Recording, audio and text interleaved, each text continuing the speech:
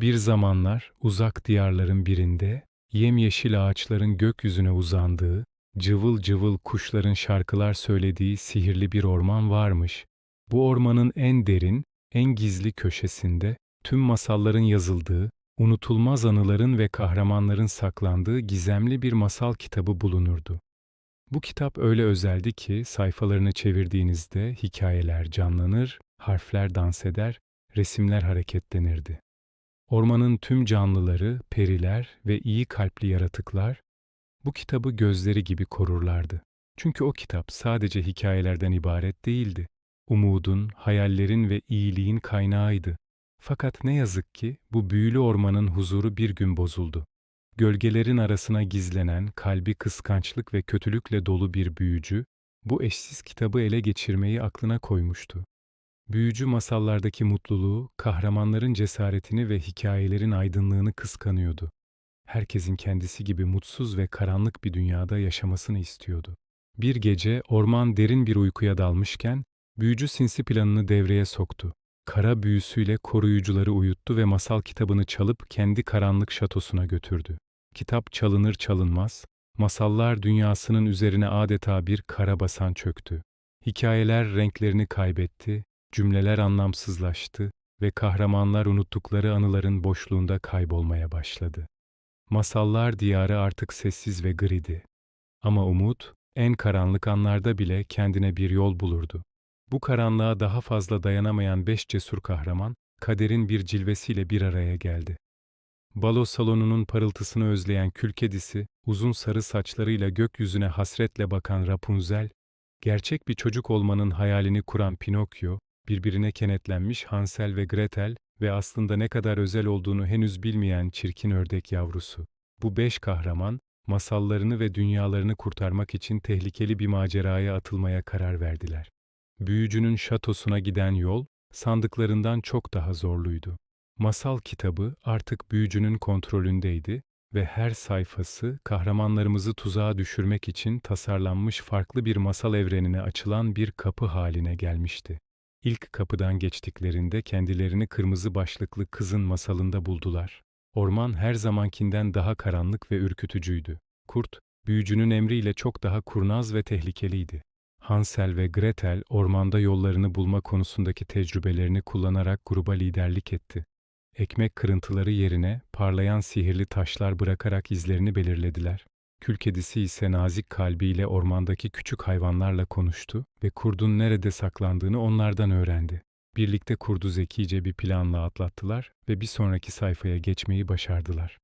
İkinci kapı onları uyuyan güzelin şatosuna götürdü.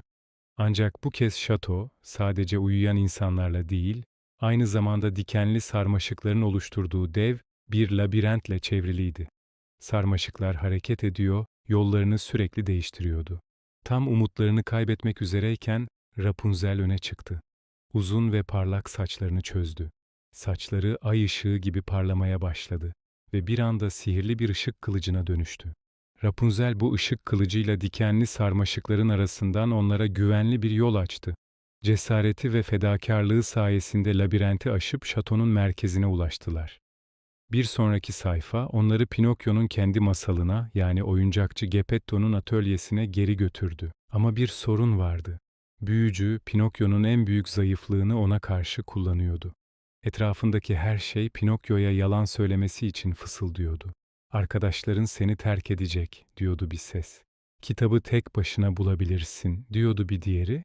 Pinokyo'nun burnu her yalan girişiminde uzamaya başlıyordu. Arkadaşları onun bu zorlu mücadelesini gördü. Çirkin ördek yavrusu yanına gidip ona, "Pinokyo, sen dürüst olduğun için değerlisin. Biz sana inanıyoruz. Yalanlara kanma, biz senin yanındayız," dedi. Bu içten sözler Pinokyo'ya güç verdi. Yalan söylemekten vazgeçti ve burnu tekrar eski haline döndü. Doğruluğun gücünü bir kez daha anlamıştı. Büyücünün bu tuzağını da hep birlikte atlatmışlardı. Yolculukları devam ederken Kül Kedisi'nin masalına geldiler. Büyücü, üvey annenin ve kötü kalpli kız kardeşlerin zalimliğini 10 katına çıkarmıştı. Her yer çamur içindeydi ve kahramanlarımızın ilerlemesi neredeyse imkansızdı. Kül Kedisi, umutsuzluğa kapılmak üzereyken ayağındaki cam ayakkabılarının parladığını fark etti. Ayakkabılar ona doğru yolu gösteren sihirli bir pusulaya dönüşmüştü. Cam ayakkabıların gösterdiği ışığı takip ederek, çamurlu ve tuzaklarla dolu yollardan güvenle geçtiler. Kül kedisinin iyiliği ve hiç sönmeyen umudu, en zorlu anlarda bile onlara yol göstermişti. Son olarak, çirkin ördek yavrusunun masalına, yani göl kenarına ulaştılar. Büyücü gölün suyunu zehirli bir bataklığa çevirmişti. Diğer hayvanlar, çirkin ördek yavrusuyla eskisinden daha da acımasızca alay ediyorlardı. "Sen asla bir kuğu olamayacaksın, hep böyle çirkin kalacaksın," diye bağırıyorlardı. Çirkin ördek yavrusunun gözleri doldu ama sonra arkadaşlarına baktı. Pinokyo, Hansel, Gretel, Rapunzel ve Kül kedisi ona sevgiyle bakıyorlardı. Onların gözünde çirkin değil, cesur bir kahramandı. Bu sevgiyle yüreği ısındı ve içinde bir şeylerin değiştiğini hissetti. Kendine inancı arttı. Dimdik durdu ve suya doğru bir adım attı. Attığı adımda suyun zehri temizlenmeye başladı ve ayaklarının altındaki çamur berrak bir suya dönüştü.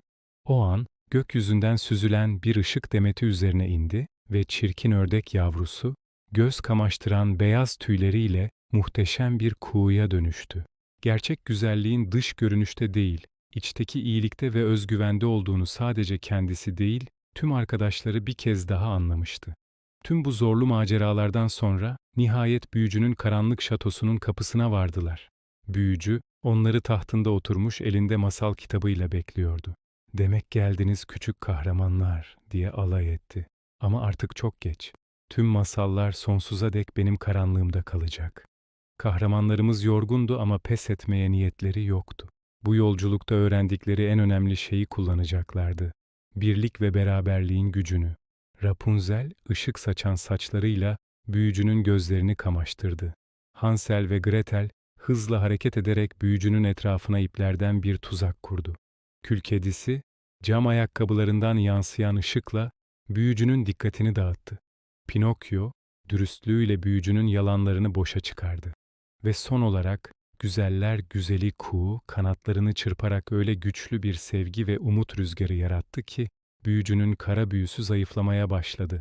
Büyücünün elindeki masal kitabı titredi ve havada süzülerek kahramanların ortasına düştü. Dayanışmanın ve sevginin gücü karşısında yenilen büyücü, kendi karanlığında bir gölgeye dönüşerek kayboldu. Kahramanlar, masal kitabını alıp sihirli ormana geri döndüler. Kitabı yerine koydukları an tüm masallar diyarı yeniden renklerine kavuştu. Hikayeler yeniden canlandı, kahramanlar kaybettikleri anılarına geri döndü ve her şey eskisinden bile daha parlak ve umut doluydu. Kül kedisi, Rapunzel, Pinokyo, Hansel, Gretel ve artık bir kuğu olan dostları sadece kendi masallarını değil, tüm masallar dünyasını kurtarmışlardı. Her biri kendi hikayesini yeni umutlarla ve dostluğun verdiği güçle yeniden yazmaya başladı ve sihirli ormanda sonsuza dek mutlu yaşadılar. Peki siz bu masal gibi iki farklı masal kahramanının bir araya gelmesini ister misiniz? Yorumlarda hangi iki kahramanın buluşmasını istediğinizi yazın. Bir sonraki hikayemizin kahramanları onlar olsun. Kanalımıza abone olmayı ve bu videoyu beğenmeyi unutmayın. Bir sonraki masalda görüşmek üzere, hoşça kalın.